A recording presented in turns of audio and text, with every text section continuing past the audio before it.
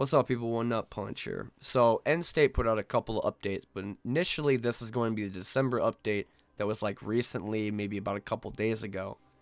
They did state that they fixed the game getting stuck in enemy turns. I do not believe that. When I went back to go play it for about 2 hours, each time I would try to do a mission, it was always a 50-50 chance that it would get stuck or crash the game or something else would happen.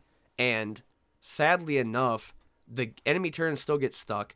There's a point now that if you go into a, let's say you're in stealth and then you shoot somebody and kill them, and it goes into the alarm, it will stay there and will not move at all.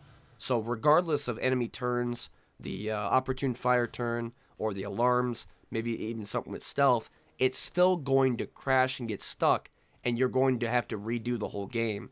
Sadly enough, too, that when I had my save file that was called, I think, dealing with bugs, the whole game crashed. The literal save file was corrupted.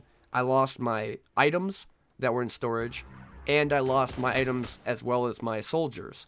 So watch out when you play the game because it will do that.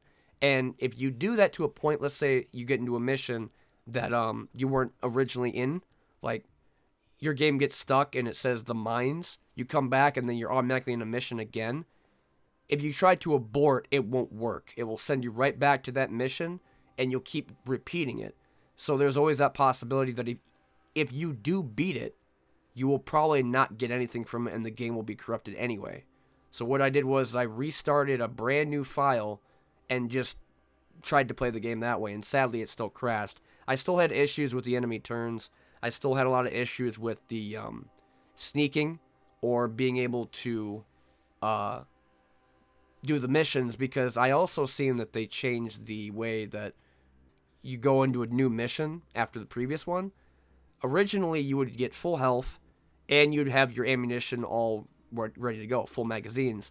Now, when you go into another mission, you're going to have the same health, but you're going to have med kits, and you're going to have to reload all the magazines when you first get into the new mission. Going down the list, they said they added a second region for more missions, initial tier 2 items. Hiring now costs actual money. You can hire more operatives, more details in the hiring screen, and now can unlock one more operative slot from one mission.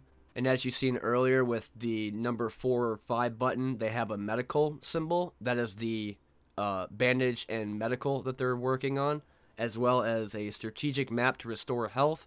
Squad now moves along roads in strategic map, which, again, that's just the icon moving rather than teleporting to an area. And completing missions now gives you money rewards. Speaking on that reward, normally before this change, they would show the rewards of what you'd get per mission, as well as the people you'd be fighting or how many there are, like officer, gunman, militiamen. And they would also show you the rewards. So if you had like a tier 1 machine pistol, light vest, medium vest, helmet, instead of showing that now, it just shows you rewards.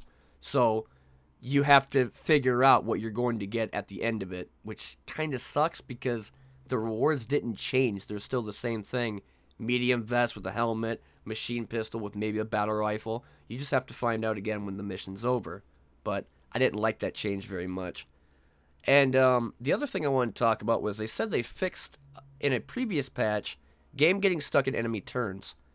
That's not fixed. And the reason why I say this is because there were 3 or 4 different times the game got stuck or crashed because of that reason. And it's not just for combat. It's also while in stealth when you shoot somebody and then the alarm goes off. Say, for example, you go through an infinite stuck screen.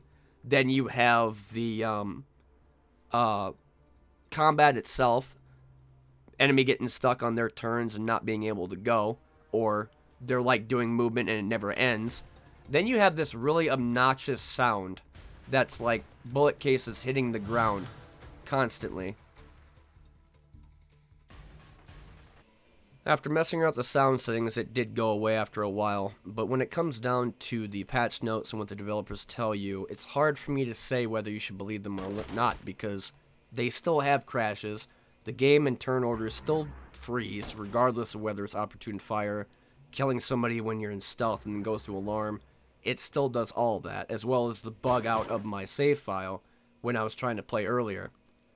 Having to restart and still deal with these issues is also glaring, but I want to also put out something too.